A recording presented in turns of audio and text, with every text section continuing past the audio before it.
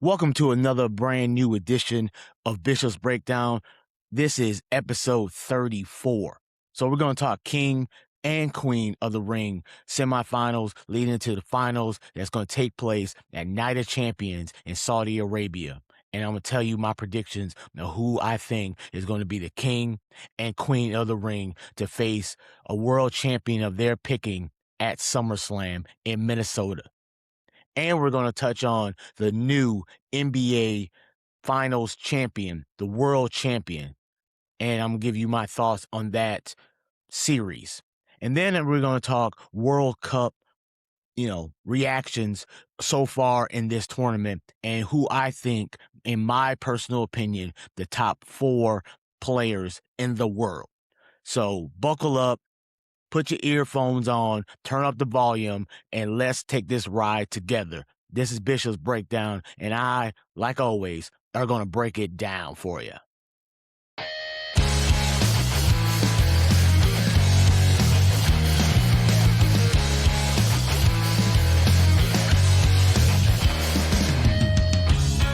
Hey everyone, it's Bishop. I got something special for you today. On the next bonus episode, I'm breaking down the top 4 teams in college basketball, giving you my insider's take and predictions you won't hear anywhere else. Plus, I'll dive into Vince Russo and John Cena's AEW talk and why he's crazy. No fluff, just straight analysis. This episode is exclusive to my Patreon supporters. For just a few bucks a month, you got bonus episodes like this, exclusive merch, and even a chance to ask me questions directly on a live Q&A session. So if you want in, join the crew now. The link will be in the description, and I'd love to have you on board and make sure you never miss the inside scoop. So break that down. Welcome back after that little commercial break. So let's start off with the semifinals of the King and Queen of the Ring tournament. You got Oba Femi taking out Dom pretty easily. I honestly thought this was the chance for Brock Lesnar to come out, interfere, and Dom was going to eke his way into the finals. But no Brock, and Oba at the end called him out again, basically called him a little B, And is he going to be at Saudi Arabia and cost him his title shot, his crown? Because, what's a ruler without a crown? And then we got IYO SKY qualifying for her finals in the Queen of the Ring. And the match, so there's still 2 more matches left. For the men's side, you got main event, the Yeet Man himself, Jey Uso, taking on the young OG, Javon Evans. And then on the women's side, you got Charlotte Flair, the Queen, taking on the women's world champion, Liv Morgan, and their semifinals. So my predictions for this, I really wish it was Javon Evans. But unless some crazy things happen, because LA Knight's been having a chip on his shoulder saying his opportunity's been taken away from him from outside sources like the Visions, the Bloodlines, the MFTs, always sticking their nose in his business and ruin his opportunities to become world champion. So if that happens, if LA Knight causes Jay to lose his match and Javon Evans versus Oba Femi is a match that we've seen in NXT, and they're going to put on a good match. And that's my pick. My pick is Javon Evans is going to win and take on Oba Femi in the finals at Night of Champions. And let's go to Liv Morgan versus the Queen Charlotte Flair. I think there's going to be a hoopla with Judgment Day. Raquel didn't qualify for the final or the semifinals. So, and Liv's been kind of, this is my tournament to win, not yours. And Raquel has that look on her face. So I could see her costing her the match and setting up a feud later down the line when they eventually, Judgment Day dissolves into nothingness. So Charlotte Flair versus IYO SKY, banger of a match. And I feel that's gonna, lead to, Charlotte Flair versus IYO SKY, and IYO SKY is gonna take the victory. So my reasoning for these 2 people to be the King and Queen of the Ring on their respective tournaments Oba Femi has been presented as like a dominant force since Clash in Italy when he took out Brock Lesnar, or took out Brock Lesnar at WrestleMania, had that match that took 1,000,000 F5s to take him down, and he's already, like he's the ruler. Like the crowd loves him. They be strutting, with them all the way to the ring. So I don't see any other way, any other reason why Oba Femi shouldn't be king of the ring. And IYO SKY, she has been clearly one of the WWE top women talent for years now. And what happened to her at WrestleMania, where she, didn't get the match that we all deserve to see, her versus Asuka on a big stage like that, I feel that they owe her one. And giving her the crown for her to be queen of the ring and challenging Rhea, because, they're so besties, and maybe, and then Stephanie Vaquera can take on Liv, and those are your two world title matches on the women's side for SummerSlam. So I don't see why they should go any other else. And if they do, then I don't think they know what they're really doing. Obviously, they don't. I don't know. But those are the clear-cut winners, in my opinion, and I hope they do the right thing and pull the trigger and give IYO SKY the crown and Oba Femi, the ruler, his crown, because they both deserve it. And to be on a stage like SummerSlam, I don't see any other people that should be in those high-profile matches. No offense to Jey Uso, I don't want to see him versus Roman again. And him versus Cody doesn't do anything for me, especially at SummerSlam. Maybe CM Punk can come back, and that will be the SummerSlam match for Cody Rhodes, and then Oba Femi versus Roman Reigns. There you go. Book it. Mark my words. Remember I said it. Oba Femi, Roman Reigns, Cody Rhodes, CM Punk, world title matches on the men's side. Then you got IYO SKY, you got Rhea Ripley, you got Liv Morgan and Stephanie Vaquer, and those are your two women's world title matches.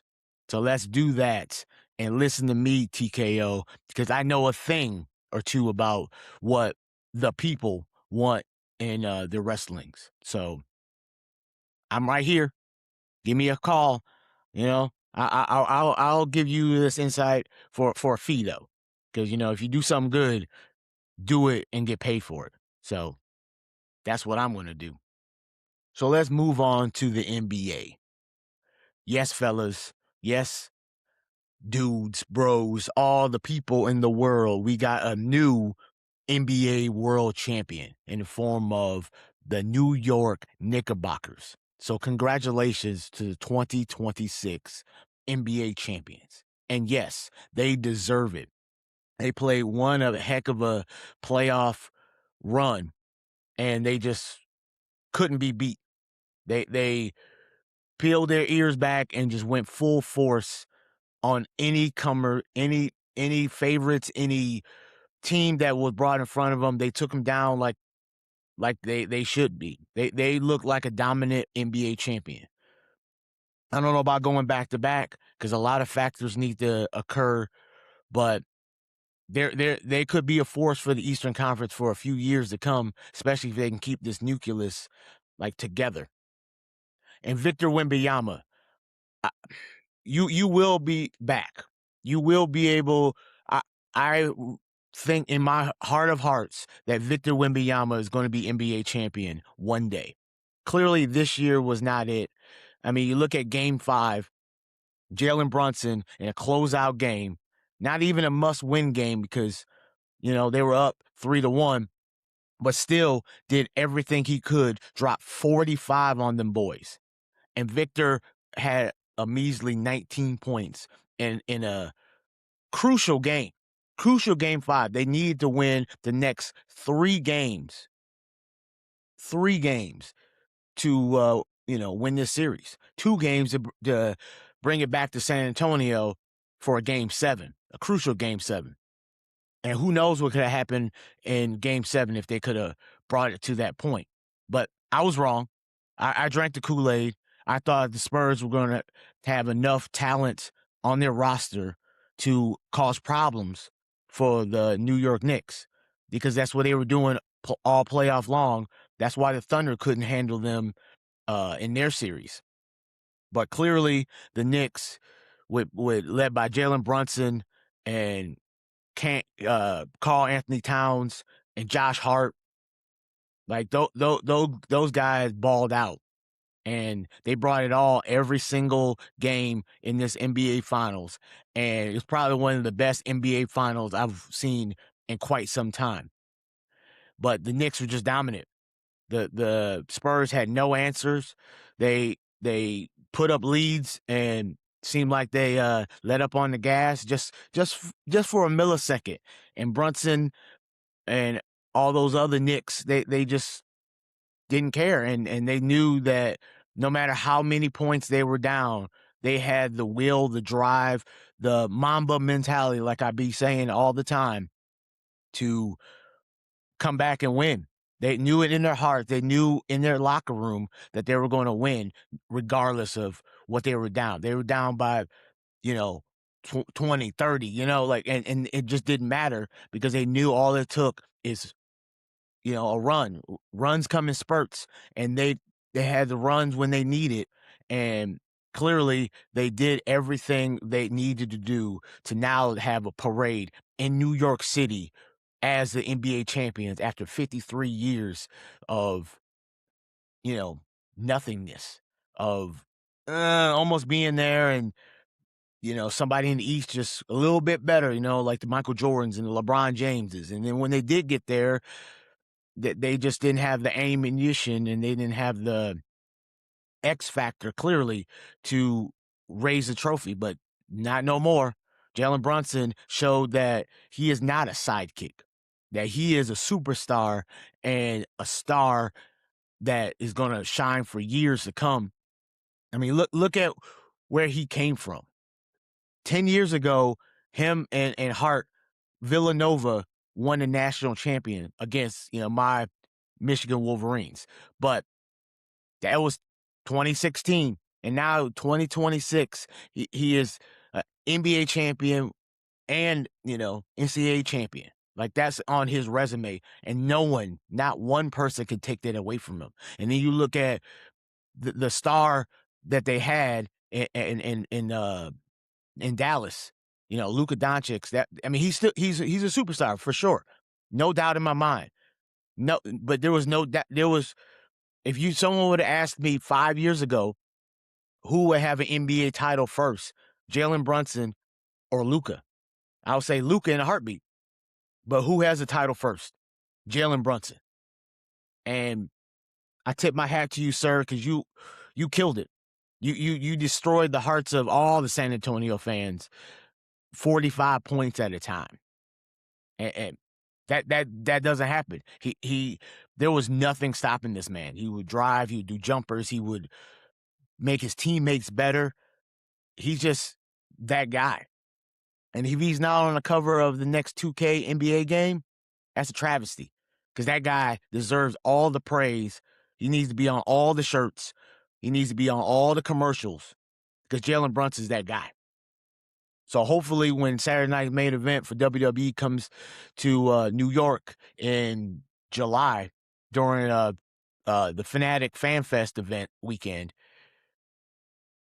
that's just dumb. There has to be interaction between Danhausen and Jalen Brunson in the middle of the ring on Saturday night's main event. Or TKO, what are you doing? Please, if anything you listen to what I've said today, listen to that. That is just printing money. Like, you already been selling out T-shirts with New York Knicks logo and Danhausen on it because he's a Fanhausen, Nickhausen, Ben Steelehausen. Like, you took what Tony Khan couldn't do in AEW and bottled up what Danhausen brings to the table and put it out to the world, and it's making buku money. And I'm shocked that WWE actually embraced this man, because on the outside you look at him and he's not stereotypical WWE guy. But hey, he don't need to wrestle. He does enough in promos. He does enough in outside things. I mean, he's on ESPN more than the big superstars are. The Roman Reigns and the John Cena's and the Cody Rhodes and the CM Punks. Danhausen was on that TV screen all the time. He probably was at the parade today. I need to check that out later. But like I said, congratulations, New York Knicks. You deserve it. But don't sleep on Victor Wembanyama with that chip on his shoulder, because he not only did he get snubbed for the MVP, he got snubbed out of a world title. So if the way I see who he is as an athlete, as a professional, he's going to work harder. He's going to get better, and watch out and keep your eyes out that the Victor Wembanyama will be an NBA champion one day. Before his career is over, he's going to have at least one title. And that might be a hot take to some people after what happened in the NBA Finals this year, but that guy is a unicorn. He's an alien. He is an aberration, a generational type of talent. And he's going to do it. Maybe he won't do it with the Spurs, maybe. But Victor Wembanyama is going to be NBA champion. He will be an MVP as well. So, bookmark this, screenshot it, write it down, take a picture. I don't give a. So just remember, Bishop said it, Victor Wembanyama, future NBA champion, future MVP. This is only a roadblock, a pothole that he's just going to work his way around, and he will come back bigger, stronger, and better. And this experience is going to show that he needs to be more battle tested and more driven than he has been, because that was just not enough, clearly. Losing the series 4-1 in the NBA Finals, gentleman's sweep, which I thought, I did pick the right thing. I did say Game 5, I did say that, but I picked the wrong team. I should have drank that Kool-Aid, but, I've seen the Knicks for years, and I always thought they were just going to flub the bed. I'm sorry, Cat. My bad. You showed that, people who were talking that crap about you, they just was talking that crap. And you showed that you are what a lot of people are not. And that's an NBA champion. So after this word from your sponsor, we're going to talk World Cup and who I think best 4 players in the world after the break. This episode is brought to you by W Energy, the clean energy drink mix built for gamers, creators, and grinders like us. No jitters, no crash, no artificial dyes, just smooth, long-lasting focus whenever I'm breaking down WWE storylines, debating NBA, or just recording late at night. It's 0 sugars, packed with vitamins and nutrients, and it actually keeps you locked in without the shaky feeling. Head to w.gg and use code Bishop's Breakdown at checkout and save 10%. So level up your energy, and let's get back to the breakdown. And thanks for supporting the show. Welcome back. Hey, that seemed like a good deal. So check it out. World Cup. I'm gonna start this off by saying I'm not a soccer or football expert in any sense of the matter. I know enough about the rules. I know about some of the players. I know what's going on. I understand the game. I've been to Manchester United, or maybe it was Arsenal, who played a couple years ago at U of M Stadium. I was there live in the building. So I know some football, and World Cup is always exciting. I wish my funds were not transparent, and I would be able to afford a trip to go see at least some of the games. It's my home country. It's in Americas. It's in the United States and Canada and Mexico. It's a big deal. World Cup is, I say it's Super Bowl, NCAA tournaments, playoffs, all put in one big conglomeration of the best talent the world has to offer. And if you're not watching the World Cup, you're sleeping on it, because football is exciting, especially the World Cup. I know this is a sport that a game could end 0-0. You know, you're spending 90 minutes watching a sport and nobody can score. Or it's 1-0 going into the final 30 seconds, 2 minutes, and the other team scores and no one else can score after that, and it ends in a 1-1 tie. That's happened too. Or the team blows out the other team and he has like eight goals to 0. But you're going to get the good with the bad, but the World Cup has the best players the world has to offer. So, speaking of that, America, United States looking good. They play on Friday. You know, hopefully they can, if things go the way that I'm hoping they go, July 4th, America's birthday, it could be United States in a rematch against England. You know, the rematch from the American Revolution. You know, read your history books. Google that, you know. But that could be super exciting. July 4th, USA versus England. Pulisic versus Henry Kane. But speaking of Kane, let's talk about the 4 top football players in the world, in my opinion. I know you might have a list with different people on it, but I'm looking at it with my eyeballs, and these are the 4 that I think are just better than the rest. So let's start at the top. You got Mbappe of France. 2 goals, makes it look easy all the time. Been playing like this for years. He's just that damn good. Mbappe is, if you, like I said, from this list, write down what people I say, go to YouTube, type in their name, show highlights, and you will be like, yeah, Bishop right. He knows a little bit. So Mbappe, 2 goals in his last game. Then you have a Holland, 2 goals. Blonde hair flowing in the wind. He just his first World Cup too. And he balls. He's that guy. He's real good. Then you got of England, Henry Kane, 2 goals. One a penalty kick and one, you know.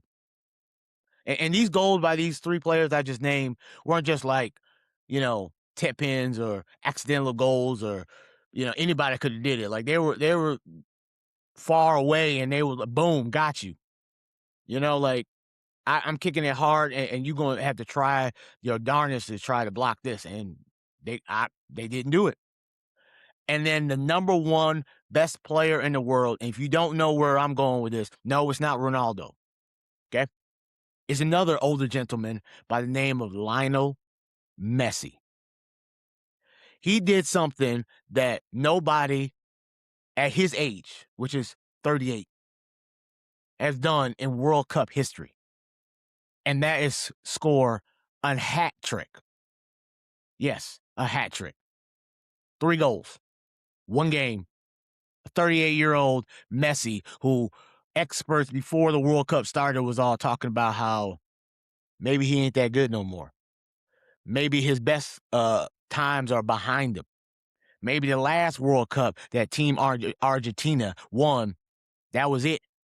No more for Messi. No more GOAT. And he clearly said, hold my beer. I'm going to show you I'm still that good. And he went out there and played his heart out. And you can't deny the results. Lionel Messi is the best soccer player, football player, whatever you want to call it, whatever you call it in your circle of friends. Best at what he does. GOAT. You know, I don't give that status out lightly. Messi is GOAT. You know, David Beckham, good. You know, Messi's GOAT. Like he just good. He's almost 40 years old and he's balling like that. Like, and it's hard. Football is hard. It's not like, you get a rest and then you can go back out there. Like once you get subbed out, you done for the game. So they going boom, boom, boom, boom, boom, full throttle, pretty much the entire game. With their stamina, their agility, their athleticism is just bar none the best I've ever seen. I know what people are going to say. There's a lot of flops. There's a lot of diving, but it's theatrics. They're trying to get those calls. That's what this game is about. They're trying to get the calls, and I know it's dumb, but Messi's still that damn good. He don't flop like that. Well, at least from what I've seen. Messi is that guy, and he just showed that he is top tier. Don't be surprised Argentina is in the World Cup finals again. I mean, so far my pick is France. My pick is France to win the World Cup with Mbappe getting the golden boot. That's my pick right now. That's what was my pick before the World Cup started. But Argentina don't look like no Strouch at all. They look like they know some things, and they know what's going to take to clearly they won it last World Cup. So my dark horse, Team USA. I mean, sure. I mean, they're hosting this World Cup, and it would be epic on so many different levels. Not only if they can make the finals, but pull off a World Cup victory in your home country. That's cinema right there. And that would be a moment that lives in infamy. So, but that's my dark horse. My favorite is France. And like I said, don't be shocked if Argentina's right there. With Lionel Messi, the GOAT, anything's possible. And also, before I leave out your TV screens, I'm going to say one thing about the Stanley Cup champions. Congratulations, the Carolina Hurricanes.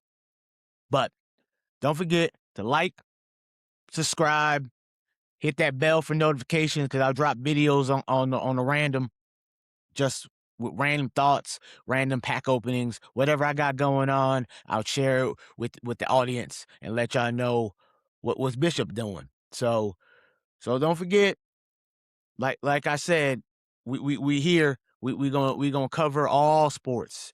Don't matter if it's NFL, MLB, NBA, NFL, World Cup, golf, tennis, WNBA, WWE, AEW, TNA, whatever catches my eye, whatever I'm thinking I got some thoughts on, I'm gonna share with y'all off the cuff, off the top of my head, and blabber on for 20, 30, 40, 50 minutes.